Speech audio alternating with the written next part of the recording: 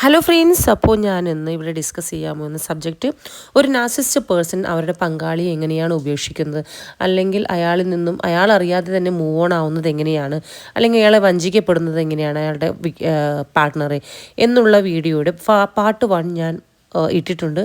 അത് കണ്ടിട്ടില്ലെങ്കിൽ നിങ്ങളതൊന്ന് കയറി കാണുക. ഇത് പാർട്ട് 2 ആണ്. ഈ വീഡിയോ നിങ്ങൾ ഇഷ്ടപ്പെടുവാണെങ്കിൽ ഒന്ന് ലൈക്ക് ചെയ്യുക, ഷെയർ ചെയ്യുക, സബ്സ്ക്രൈബ് ചെയ്യുക.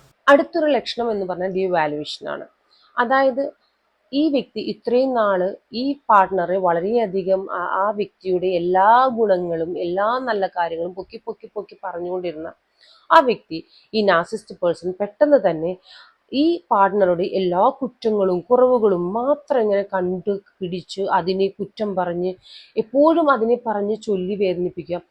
ആ പാർട്ട്ണർ എന്തു ചെയ്താലും, എത്ര നല്ല കാര്യം ചെയ്താലും ആ നല്ല കാര്യത്തെ ഒന്ന് കാണാനോ കേൾക്കാനോ നിൽക്കാതെ അതിൻ്റെ തെറ്റുകളെ കണ്ടുപിടിച്ചു അതായത് വാല്യൂവിനെ ഇല്ലാതാക്കുക. അതായത് അവർ എത്ര നല്ല കാര്യം ചെയ്താലും അതിനെ കളിയാക്കി, കുറ്റപ്പെടുത്തി, ബുദ്ധിമുട്ടിച്ച്, അങ്ങനെ മെൻ്റലി ഈ ഒരു പാർട്ട്ണറെ, ഈ ഒരു വിക്ടിമിനെ ഇല്ലാതാക്കും. അതുവരെ ചെയ്തുകൊണ്ടിരുന്ന വ്യക്തി, ഏറ്റവും കൂടുതലായിട്ട് എപ്പോഴും സപ്പോർട്ടും കാര്യങ്ങളും, നീ സൂപ്പറാണ്, നീ അടിപൊളിയാണെന്നൊക്കെ പറഞ്ഞുകൊണ്ടിരുന്ന വ്യക്തി, ഈ ലോകത്തിലെ ഏറ്റവും നല്ല വ്യക്തി, അത് ഏറ്റവും നല്ല കഴിവുള്ളവൾ അല്ല കഴിവുള്ളവൻ എന്ന് പറഞ്ഞുകൊണ്ടിരുന്ന ആ വ്യക്തി, പാർട്ട്ണറെ കുറിച്ച് അങ്ങനെയൊക്കെ സംസാരിച്ചു കൊണ്ടിരുന്ന വ്യക്തി, പെട്ടെന്നൊരു സുപ്രഭാതത്തിൽ ഈ പാർട്ട്ണർക്ക് ഇല്ലാത്ത കുറവുകളില്ല, കുറ്റങ്ങളില്ല, അങ്ങനെയായി മാറും. അതുവരെ ആ വ്യക്തിയായിരിക്കും ഈ ലോകത്തിലെ ഏറ്റവും നല്ല സൂപ്പർ വുമൺ ഓർ സൂപ്പർ മാൻ. പക്ഷെ ഇങ്ങനെ ഒരു സിറ്റുവേഷനിലാണ് ഈ നാർസിസിസ്റ്റ് പേഴ്സൺ ആ റിലേഷൻഷിപ്പ് കളയാനാണ് ഉദ്ദേശം എന്നെങ്കിൽ ഒന്നോർക്കുക, ആ വ്യക്തി തുടർച്ചയായി ഡിവാലുവേഷൻ ചെയ്തുകൊണ്ടേയിരിക്കും. ആരെ? ആ പാർട്ട്ണറിനെ, ആ വിക്ടിമിനെ. സോ അങ്ങനെ നിങ്ങൾ എപ്പോഴും കുറ്റപ്പെടുത്തുകയാണ്, അല്ലെങ്കിൽ നിങ്ങളുടെ നല്ല കാര്യങ്ങൾക്കൊരു സപ്പോർട്ട് തരാതെ കുറ്റപ്പെടുത്തുകയും കളിയാക്കുകയും ഒക്കെ ചെയ്തുകൊണ്ടിരിക്കുകയാണെങ്കിൽ ഒന്ന് ഓർക്കുക, അത് ആ വ്യക്തി, ആ പേഴ്സൺ നിങ്ങളെ ഉപേക്ഷിക്കാനുള്ള തയ്യാറെടുപ്പിലാണ്, അല്ലെങ്കിൽ ഉപേക്ഷിച്ചു കൊണ്ടിരിക്കുകയാണ്, അല്ലെങ്കിൽ ചിലപ്പോൾ ഉപേക്ഷിച്ച് തന്നെ കഴിഞ്ഞിട്ടുണ്ടാവും. അടുത്തൊരു ലക്ഷണമാണ് ബീയിങ് റീപ്ലേസ്ഡ്. അതായത് നമുക്ക് പകരം മറ്റൊരാളെ അയാൾ ആ സ്ഥാനത്തേക്ക് കൊണ്ടുവന്നിട്ട് ഉണ്ടാവും. അതായത് നമ്മളെ ഒരുപാട് സ്നേഹിച്ചു കൊണ്ടിരിക്കുന്ന സമയത്ത് അയാൾ തന്നെ പറയും, നിങ്ങൾ എൻ്റെ ലൈഫിൽ നിന്ന് പൊക്കോളൂ, ഞാനൊരു പുതിയ പാർട്ട്ണറെ എൻ്റെ ലൈഫിലേക്ക് കണ്ടുപിടിച്ചിട്ടുണ്ട്, എനിക്ക് നീയുമായിട്ട് സെറ്റാകില്ല, ഞാനൊരു പുതിയ ആളിലേക്ക് പോവുകയാണ്, അത്രയും നാൾ നീ ഇല്ലാതെ ജീവിക്കാൻ പറ്റില്ല എന്ന് പറഞ്ഞ് കയ്യും കാലും ഇങ്ങനെ പിടിച്ചു നടന്നിരുന്ന വ്യക്തി പെട്ടെന്ന് തന്നെ ഈ വിക്ടിമിൻ്റെ അടുത്ത് പറയുവാണ്, എനിക്ക് മറ്റൊരാളോട് സ്നേഹമാണ്, എനിക്ക് നിന്നെ പണ്ടത്തെ പോലെ സ്നേഹിക്കാൻ പറ്റുന്നില്ല, എനിക്ക് മറ്റൊരാളോടാണ് ഇഷ്ടം തോന്നുന്നത് എന്ന് പറഞ്ഞ് ഇയാളിൽ നിന്നും പെട്ടെന്നാണ് മൂവ് ഓൺ ആവുന്നത്. ഈ ഒരു വിക്ടിമിന് അത് പെട്ടെന്ന് താങ്ങാൻ പറ്റുന്ന ഒരു കാര്യമായിരിക്കില്ല. അത്രയും നാൾ അവർ വളരെ സ്നേഹത്തിൽ, ഭയങ്കര ഇഷ്ടത്തിൽ സ്നേഹിച്ചു കൊണ്ടിരുന്ന വ്യക്തി പെട്ടെന്ന് നാർസിസ്റ്റായി ഈ പേഴ്സൺ പറയുന്നത്, എനിക്ക് നിന്റെ സ്ഥാനത്ത് മറ്റൊരാൾ വന്നു, നീ എൻ്റെ ലൈഫിൽ നിന്ന് ഇറങ്ങിപ്പോക്കോളൂ, എനിക്ക് നിന്നെ പണ്ടത്തെ പോലെ കാണാൻ കഴിയില്ല, നീ എങ്ങനെ വേണമെന്നുണ്ടെങ്കിലും ജീവിച്ചോ, എനിക്ക് പ്രശ്നമില്ല. കാരണം ഇതിനു മുമ്പ് ഭയങ്കര പൊസസീവ്നെസ് ഉണ്ടായിരുന്ന വ്യക്തിയാണ് ഈ പറയുന്നത്, എനിക്ക് നിന്നെ ഇനി ആ സ്ഥാനത്ത് കാണാൻ പറ്റില്ല, എനിക്ക് മറ്റൊരാൾ വന്നു കഴിഞ്ഞു, എനിക്ക് അയാളോടാണ് സ്നേഹം, എനിക്ക് അയാളുടെ കൂടെയാണ് ജീവിക്കേണ്ടത് എന്ന് പറഞ്ഞ് ഒരു റീപ്ലേസ്മെന്റ് നടത്തും. അത് വർഷങ്ങളോ സമയങ്ങളോ എടുത്തിട്ടില്ല, പെട്ടെന്നുള്ള റീപ്ലേസ്മെന്റ് ആയിരിക്കും ഇവർ നടത്തുന്നത്. സോ ഇത് വിക്ടിമിന് താങ്ങാൻ സാധിക്കില്ല. അപ്പോൾ ഈ നാർസിസിസ്റ്റ് പേഴ്സണിന് പക്ഷേ അതൊരു റീസണേ അല്ല. ചിലപ്പോൾ ഈ നാർസിസിസ്റ്റ് പേഴ്സൺ മറ്റൊരു റീപ്ലേസ്മെന്റ് ചെയ്തു വരുന്ന വ്യക്തിയോട് പറയുന്ന ഒരു കാര്യം എന്താണെന്ന് വെച്ച് കഴിഞ്ഞാൽ, എനിക്ക് അവരുമായി യാതൊരുവിധ ബന്ധങ്ങളൊന്നുമില്ല, എനിക്ക് അവരോട് യാതൊരുവിധ സ്നേഹമൊന്നും ഉണ്ടായിരുന്നില്ല, ഞാൻ ആ റിലേഷൻഷിപ്പിൽ പെട്ടുപോയതാണ് എന്നൊക്കെ പറഞ്ഞ് പുതിയ വ്യക്തിയെ റീപ്ലേസ്മെന്റ് ചെയ്തിട്ടുണ്ടാവും. ആ പുതിയ വ്യക്തിയുടെ മുമ്പിൽ വളരെ മാന്യനായിട്ടായിരിക്കും ഈ ഒരു വ്യക്തി, ഈ ഒരു നാർസിസിസ്റ്റ് പേഴ്സൺ നിൽക്കുക. എന്നാൽ ഒരുപാട് സ്നേഹിച്ച് ഒറ്റ നിമിഷം കൊണ്ടായിരിക്കാം ഈ ഒരു പേഴ്സണെ, അതായത് ഈ വിക്ടിമിനെ ഉപേക്ഷിച്ച് കടന്നു പോകുന്നത് ഈ നാർസിസിസ്റ്റ് പേഴ്സൺ. ഇങ്ങനെയൊരു ലക്ഷണം അവർക്ക് ഉണ്ടാവുന്നതാണ്. ഞാൻ മുന്നേ പറഞ്ഞ എല്ലാ ലക്ഷണവും കൂട്ടി യോജിച്ചു വരുമ്പോൾ, മുന്നേ പറഞ്ഞ ലക്ഷണങ്ങൾ വന്നു തുടങ്ങുമ്പോൾ തന്നെ സുഹൃത്തുക്കളെ മനസ്സിലാക്കാം, അയാൾ നിന്നെ തേച്ചുകൊണ്ടിരിക്കണം, അല്ലെങ്കിൽ ആ വ്യക്തി നിങ്ങളുടെ ലൈഫിൽ നിന്നും പോയിക്കൊണ്ടിരിക്കുകയാണെന്നുള്ള കാര്യം ഓർക്കുക. അപ്പം റീപ്ലേസ്മെൻറ്റ് എന്ന് പറയുന്നത് വളരെ ഒരു ഇമ്പോർട്ടൻ്റ് ആയിട്ടുള്ള ഒരു കാര്യമാണ്. അടുത്ത ലക്ഷണം എന്ന് പറഞ്ഞാൽ സ്റ്റോൺ വാളിംഗ് ആണ്. അതായത് നമ്മളെ പരിഗണിക്കാതിരിക്കുക, നമ്മളെ കേൾക്കാതിരിക്കുക, നമ്മൾ എന്ത് പറഞ്ഞു കഴിഞ്ഞെങ്കിലും അവർ കേൾക്കാൻ തന്നെ തയ്യാറാവില്ല. എന്തെങ്കിലും മെയിൻ കാര്യങ്ങൾ ഈ പാർട്ട്ണർ ഈ ഒരു വ്യക്തിയോട്, ഈ നാർസിസിസ്റ്റ് പേഴ്സൻ്റെ അടുത്ത് പറയാനായിട്ട് ശ്രമിച്ചു കൊണ്ടിരുന്നാൽ ആ വ്യക്തി അത് കേട്ടഭാവം നടിക്കില്ല. ചിലപ്പോൾ ഇരുന്ന സ്ഥലത്ത് നമ്മൾ ചെന്ന് സംസാരിക്കുന്ന സമയത്ത് അയാളായി അവിടെ നിന്ന് എഴുന്നേറ്റ് പോവുക, അല്ലെങ്കിൽ കേൾക്കാതെ ഭാവം നടിക്കുക, അല്ലെങ്കിൽ ഫോൺ നോക്കിയിരിക്കുക, അല്ലെങ്കിൽ മറ്റൊരാളെ കോൾ ചെയ്യുക, അല്ലെങ്കിൽ മറ്റുള്ള നമ്മൾ പറയുന്ന കാര്യത്തിന് വിപരീതമായ വേറെ എന്തെങ്കിലും കാര്യങ്ങൾ സംസാരിക്കുക. നമ്മളൊരു മെയിനായിട്ടുള്ള എന്തെങ്കിലും ഒരു ഡിസ്കഷൻ ചെയ്യാനായിരിക്കും ആ പാർട്ട്ണറിൻ്റെ അടുത്ത് ചെന്നിരിക്കുക. പക്ഷെ ആ സമയത്ത് ആ പാർട്ട്ണർ എന്താണ് ചെയ്യുന്നതെന്ന് വെച്ച് കഴിഞ്ഞാൽ ആ പാർട്ട്ണർ അതൊന്നും കേൾക്കാതെ മറ്റു കാര്യങ്ങളെക്കുറിച്ച് ചിലപ്പോൾ സംസാരിക്കും, അല്ലെങ്കിൽ അത് കേൾക്കാത്ത രീതിയിൽ എഴുന്നേറ്റ് പോകും, അല്ലെങ്കിൽ വേറെ ആളുകളെ കോൾ ചെയ്യും, വേറെ സുഹൃത്തുക്കളെ കോൾ ചെയ്യും. ഇങ്ങനെ നമ്മൾ എന്ത് കാണിക്കാനും എന്ത് പറയാനും എന്തെങ്കിലും പ്രശ്നങ്ങളെ സാധൂകരിക്കാനൊക്കെ നമ്മൾ മുന്നിലേക്ക് ചെല്ലുമ്പോൾ അവർ ചെയ്യുന്നിട്ട കാര്യം അവരത് കേൾക്കാതെ അവർ എഴുന്നേറ്റ് പോകും, പരിഗണിക്കില്ല, ഒന്നും ചെയ്യില്ല. അതാണ് അടുത്ത പ്രധാനമായ ഒരു ലക്ഷണം. ഈ നാർസിസിസ്റ്റിക് പേഴ്സൺ അവരെ പാർട്ട്ണറെ ഒഴിവാക്കുന്നതിൻ്റെ മെയിനൊരു ലക്ഷണം അതുകൂടിയാണ്. അടുത്തൊരു പ്രധാന ലക്ഷണം എന്ന് പറഞ്ഞാൽ കീപ് സീക്രട്ട്.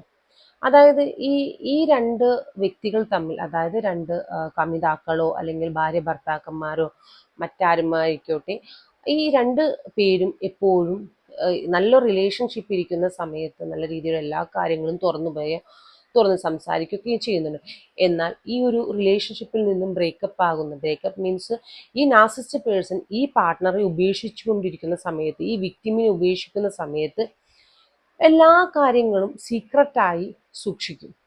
ഒന്നും തന്നെ തുറന്നു പറയില്ല. തുറന്നു പറച്ചിലുകൾ അവർക്കിടയിൽ ഇല്ലാതാവുന്നു. പിന്നെ എല്ലാ കാര്യങ്ങളും ചെയ്യുമ്പോൾ പരസ്പരം പറഞ്ഞു ഡിസ്കസ് ചെയ്തു സംസാരിച്ചു കൊണ്ടിരുന്നു ചെയ്ത കാര്യങ്ങൾ. ഒരു കാര്യം ചെയ്യണേക്കുമ്പോൾ മറ്റൊരു പാർട്ട്ണറോട് ചോദിക്കും, ഞാൻ ഇത് ചെയ്യാൻ പോവാണ്, ഇന്നത് ചെയ്യാൻ പോവാണ്, ഞാൻ ഈ ചെയ്യുന്നതിൽ എന്തെങ്കിലും തെറ്റുണ്ടോ, അല്ലെങ്കിൽ ഞാനിത് ചെയ്യുന്നതിൽ എന്താണ് നിന്റെ അഭിപ്രായങ്ങൾ ചോദിക്കും. അങ്ങനെയൊക്കെ ചോദിച്ചുകൊണ്ടിരുന്ന ആളുകൾ എല്ലാ കാര്യങ്ങളും സീക്രട്ടായിട്ട് ചെയ്യും. അപ്പോൾ ഈ നാർസിസിസ്റ്റ് പേഴ്സൺ മെയിനായിട്ട് ഈ ഒരു ഇത്ര നാളും തുറന്നു പറഞ്ഞിരുന്ന ആളുകൾ, തുറന്നു പറഞ്ഞ കാര്യങ്ങളെല്ലാം ഒന്നും പറയില്ല. ഈ പാർട്ട്ണറിൻ്റെ അടുത്ത്, ഈ വിക്ടിമിൻ്റെ അടുത്ത് ഒന്നും പറയാതെ തന്നെ പതുക്കെ മൂവ് ഓൺ ആയിക്കൊണ്ടിരിക്കും. ഇങ്ങനെ ഒരു സിറ്റുവേഷനിൽ കൂടിയാണ് നിങ്ങൾ കടന്നു പോകുന്നതെങ്കിൽ, നിങ്ങളുടെ പാർട്ട്ണർ ഇങ്ങനെയൊക്കെ കാണിക്കുന്നുണ്ടെങ്കിൽ, നിങ്ങൾ ഒന്ന് ഓർക്കുക, നിങ്ങളുടെ പാർട്ട്ണർ നിങ്ങളുടെ ലൈഫിൽ നിന്നും പോയി തന്നെ കഴിഞ്ഞു പൂർണ്ണമായും. അപ്പോൾ ശ്രദ്ധിക്കുക, ഇങ്ങനെയുള്ള ലക്ഷണങ്ങൾ നിങ്ങളുടെ മുൻപിൽ വന്നാൽ ഒരുപാട് സമയങ്ങൾ നിങ്ങൾ എല്ലാ കാര്യങ്ങളും ഡിസ്കസ് ചെയ്തും സംസാരിച്ചും ഒക്കെ ഇരുന്നതാണ്. പക്ഷെ ഇന്നിതൊന്നും സംഭവിക്കുന്നില്ല എങ്കിൽ ഓർക്കുക, നിങ്ങളുടെ പാർട്ട്ണർ നിങ്ങളുടെ ലൈഫിൽ നിന്നും തന്നെ പോയി കഴിഞ്ഞിരിക്കുന്നു. ഇനിയുള്ളത് അവസാനത്തെയും വെരി ഇമ്പോർട്ടൻ്റ് ആയിട്ടുള്ള ഒരു കാര്യമാണ് റീറൈറ്റിംഗ് സ്റ്റോറി. അതായത് ഈ നാർസിസിസ്റ്റ് പേഴ്സൺ അവരുടെ പങ്കാളിയുടെ, അതായത് ഈ വിക്ടിമിൻ്റെ കുറ്റങ്ങളായിരിക്കും മുന്നോട്ട് വരിക. അതായത് നാർസിസിസ്റ്റ് പേഴ്സൺ ആണ് ഈ റിലേഷൻഷിപ്പിൽ നിന്നും, ഭാര്യയോ ഭർത്താവോ ആയിക്കോട്ടെ, കാമുകനോ കാമുകയോ ആയിക്കോട്ടെ, ആ റിലേഷൻഷിപ്പിൽ നിന്നും നാർസിസിസ്റ്റ് പേഴ്സൺ ആണ് പുറത്ത് കടക്കുന്നതെങ്കിലും അയാളുടെ മിസ്റ്റേക്കും അയാളുടെ കുറ്റവും അയാളുടെ ആവശ്യവുമായിരിക്കും ഈ റിലേഷൻഷിപ്പിൽ നിന്നും പുറത്ത് കിടക്കേണ്ടത്.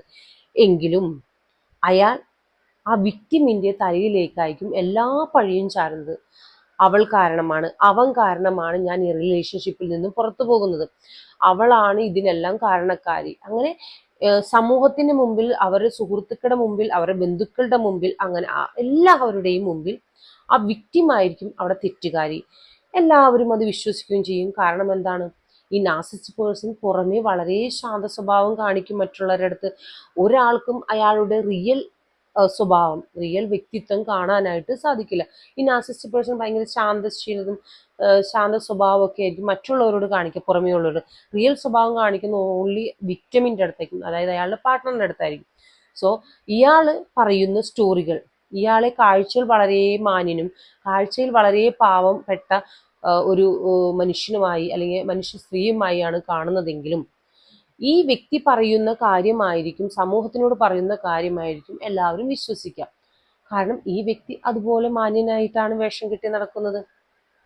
എല്ലാ കുറ്റവും ആ വിക്ടിമിൻ്റെ തലയിൽ കെട്ടിവെച്ച് അയാളുടെ മനസമാധാനത്തിന് വേണ്ടിയും അയാൾ സമൂഹത്തിന് കാണിക്കുവാൻ വേണ്ടിയിട്ട് ഞാനാണ് പെർഫെക്റ്റ്, പാർട്ട്ണർ പെർഫെക്റ്റ് അല്ലായിരുന്നു എന്നൊക്കെ കാണിക്കാൻ വേണ്ടി ഒരു റീറൈറ്റിംഗ് സ്റ്റോറി, രണ്ടാമതും ഒരു സ്റ്റോറിയൊക്കെ മെനഞ്ഞ് ഇവിടെ ഞാൻ 100% പെർഫെക്റ്റ് ആണെന്നും എൻ്റെ പാർട്ട്ണറായ എൻ്റെ വിക്ടിം അവളാണ് അല്ലെങ്കിൽ അവനാണ് ആ ഒരു റിലേഷൻഷിപ്പിൻ്റെ ബ്രേക്കപ്പ് ആവാൻ ആ ഒരു റിലേഷൻഷിപ്പിൽ നിന്നും ഞാൻ ഓടി രക്ഷപ്പെട്ടതാണ്, ഞാൻ ട്രാപ്പായതാണ് എന്നൊക്കെയുള്ള രീതിയിൽ ഈ ഒരു വ്യക്തി അവരുടെ ചുറ്റുവട്ടമുള്ള സമൂഹത്തിനോടും ഫ്രണ്ട്സിൻ്റെ അടുത്തും ഒക്കെ പറയും.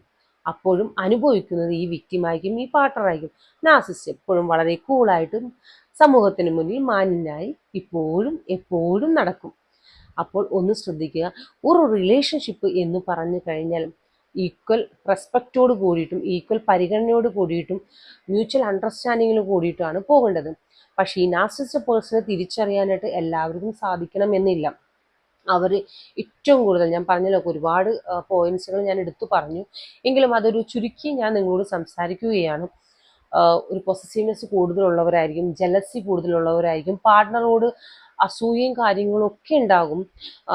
ആദ്യം നമ്മൾ വിചാരിക്കും, പാർട്ട്നേഴ്സ് വിചാരിക്കും അവർക്ക് നമ്മളോട് ഒരുപാട് സ്നേഹമുള്ളത് കൊണ്ടാണ് ഈ പൊസസീവ്നെസ് കാണിക്കുന്നത്, ജലസി കാണിക്കുന്നത്, നമ്മളെ കൺട്രോൾ ചെയ്യും, അങ്ങോട്ട് തിരിയരുത്, ഇങ്ങോട്ട് തിരിയരുത്, അത് ചെയ്യരുത്, ഇത് ചെയ്യരുത് എന്നൊക്കെ പറഞ്ഞ് ഇങ്ങനെ ഓരോ കാര്യത്തിലും നമ്മളെ കൺട്രോൾ ചെയ്യുന്നത്, അതായത് വിക്ടിമിനെ കൺട്രോൾ ചെയ്യാനുള്ളൊരു കപ്പാസിറ്റി ആ നാർസിസിസ്റ്റ് പേഴ്സൺ തുടക്കമുള്ള ആ ഒരു കാര്യം നിങ്ങൾ ശ്രദ്ധിക്കുക.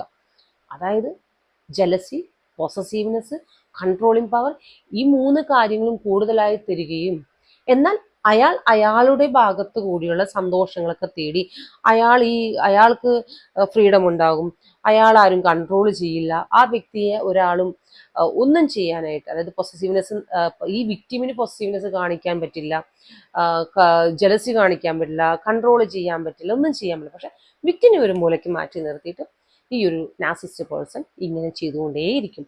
അപ്പോൾ ഈ ഒരു ടോപ്പിക്ക് നിങ്ങൾക്ക് എല്ലാവർക്കും ഇഷ്ടപ്പെട്ടു എന്ന് ഞാൻ വിചാരിക്കുന്നു. സംസാരിക്കുമ്പോൾ വളരെ ചെറിയ തെറ്റുകളും കാര്യങ്ങളൊക്കെ സംഭവിച്ചിട്ടുണ്ടാകും. എന്തെങ്കിലും മിസ്റ്റേക്സ് ഒക്കെ ഉണ്ടെങ്കിൽ എൻ്റെ അടുത്ത് കമൻറ്റ് പറയുക, അല്ലെങ്കിൽ എന്നോട് ക്ഷമിക്കുക.